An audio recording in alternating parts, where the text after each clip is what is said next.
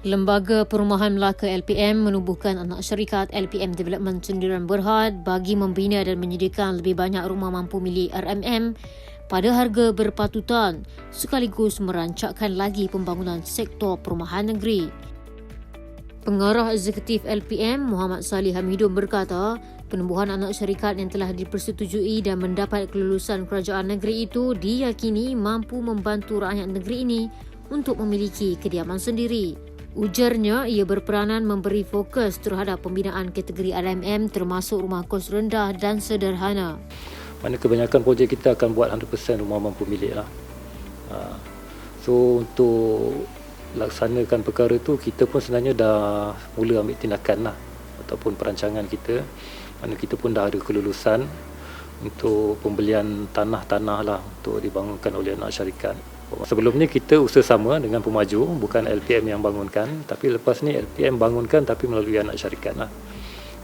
So untuk tanah-tanah ni kita dah kenal pasti berapa tanah dan sebahagiannya pun telah selesai dari segi pengambilan lah, melibatkan lebih daripada 200 ekar tanah.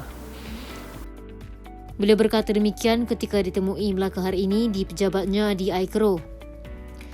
Menurutnya, antara kawasan yang dikenal pasti bagi pembangunan projek tersebut termasuklah di Mukim Sungai Baru Ilir bagi pembinaan 23 unit rumah kos rendah, 23 unit rumah kos sederhana, 115 unit RMM, 184 unit RMM dua keluasan berbeza keseluruhan di atas tanah seluas 7 hektar. Manakala bagi daerah Alor Gajah di Mukim Macap seluas 39.2 hektar, Mukim Rembia seluas 20.2 hektar, Mukim Kuala Sungai Baru seluas 8 hektar dan bagi daerah Jasin di Mukim Melimau seluas 20.2 hektar. Mengulas lanjut, Muhammad Salih berkata menjelang 2030, LPM akan memfokuskan penyediaan RMM dan mensasarkan 88% rakyat negeri ini menjadi pemilik rumah tersebut. Dari segi dasar, kita masih mengekalkan mana-mana projek pembangunan perumahan lebih daripada 8 ekar sekarang ni. Maknanya perlu ada komponen 50% perlu terdiri daripada rumah kos rendah lah.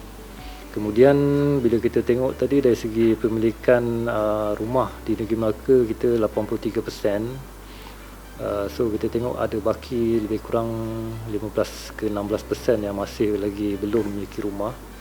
Setakat ni kita sasarkan 88% lah sehingga tahun 2030 untuk pemilikan rumah rakyat negeri Melaka. So kita perlu bina lebih kurang dalam 39,000 unit rumah lagi lah sehingga tahun tersebut, dan setahun lebih kurang dalam 3,900 lah unit rumah setahun yang perlu kita bangun dan siapkan.